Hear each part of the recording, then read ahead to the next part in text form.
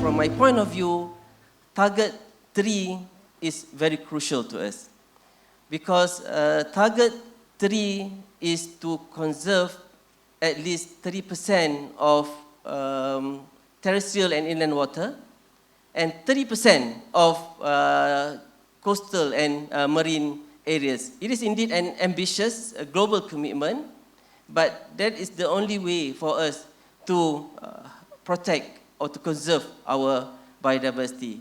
What's the understanding? I think we can learn together in terms getting the young generation get to know about how their role as a, for example, the student now in the school. So as Tansi mentioned just now, they are the main roles in preserving or conserve our lands and our forests. Not only that, in terms of JAKOA, we are really looking at their roles, a very big role. In our jurisdiction, JAKOA for orang asli in Semenanjung Malaysia, we are in the midst of developing a development policy for orang asli in Semenanjung. We will take this climate change and biodiversity into developing the policy itself. So we will align this climate change target and action into our policy development. I can only say this: for long-term sustainability of protected areas and forests, you have to involve the orang asli. We touch and we go. The orang asli live and stay, and traditional roots are inside the forest. They are the real steward. The challenge is twofold. Number one is to give them the confidence and the knowledge to be able to look after our forest area from a modern technical perspective. Their traditions are full of strong sustainable practices which they carried from their forefather. Traditional ecological knowledge is the domain of social science. And if you look at our education system today, we do not give a lot of privileges to social scientists, to people who study traditional ecological knowledge. A lot of the funding opportunities, scholarship opportunities, media highlights, it goes to researchers in the sciences and engineering. Our best brains are encouraged to go into the science stream. So really, we need to be giving space to social scientists, anthropologists in particular, because they are the ones who do all this great work with traditional ecological knowledge and work respectfully with indigenous communities and local communities as well. We need to be giving them more space, more opportunities, I think. In that particular view, Malaysia became a party to Nagoya Protocol, to the CBD, to exhibit our commitment towards achieving the third objective of the CBD, which is to ensure fair and equitable benefit sharing from biological resources that have been explored or that has been commercialized. And every time we see some, for example, if we want to go to hunt for the wild boar, if a wild boar is a lone wild boar, we cannot even hunt them or chase them or even call their name, because we believe those wild boar belong to a spirit. We brought the Tagal system into Royal Bloom, and the orang asli you saw that in the performance just now is from Sungai Tiang. But we customized it a little bit to the local scene, which is basically turn the Tagal system into not only a sustainable fishing area for the very rare masha or kelah, but it's also a big attraction for ecotourism. Anyway, so the orang asli, as I said just now, there are various tribes with different capacity. The Jahai that you saw performing just now, you can see from their performance they are very raw. They are not like Mahmeri or even the Temuan that are more refined in terms of their culture.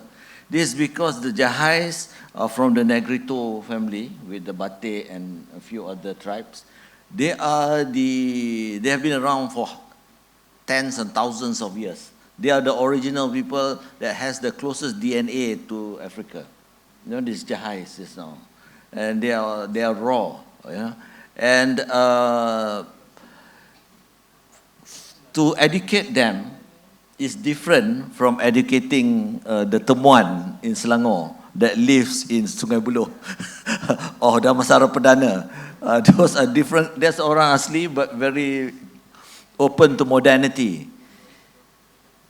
The way we taught them is experiential, meaning for them to learn how to do the Tagal system, I brought them to Sabah. They have to go there, talk to the orang asal in Sabah, see with their own eyes how it's done. When I come back, they say, boss, we know what to do. I don't even have to tell them what to do because they are experiential. If I were to open a PowerPoint or give them a instruction manual, they'll never be able to do it. You know, but so it is the approach that is important. That is one of the good thing and a beauty thing of our country. When our main principle at that time was there was no forced assimilation toward integration of Indigenous with the mainstream. Just like to repeat what I'd said about creating space for more scholars to work on traditional ecological knowledge, but those scholars preferably should come from members of the community. What is the framework that the ministry is going to bring the whole society, including the WWF and the private sector, to enable communities or ECM to be included as part of that OECM framework? Further support by legal instruments to empower indigenous people and local communities to manage and conserve the important biodiversity sites. Secondly, we had also discussed it over this dialogue to increase the capacity of indigenous people and local communities. Thirdly, this I think is very crucial, to develop a collaborative ecosystem or smart partnership with various parties. Among others, we can always work together with private sector, non-governmental organizations. We have a number of success stories as well in Sabah, Dr. Henry, where WWF promotes the living landscape approach of how we can actually provide corridor for wildlife with the collaborative ecosystem together with private sector. Is there do you think it'd be a good idea to increase public awareness and conservation initiative by promoting cultural approaches to conservation? I think so, definitely. It's not just about what do they know about the environment, like do they know about what do they say about climate change? Is it happening? What are the signs they look for when they hunt for animals? It's not just about that.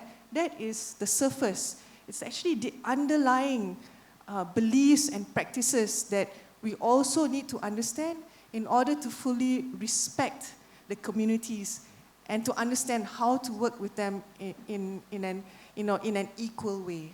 Jargon, and I'm sure students sometimes find it hard to understand. Sometimes it will misunderstand those words, sometimes been written. Sometimes I believe that, of course, it's good intention by the researcher, but it has become a second language, a second perspective sometimes.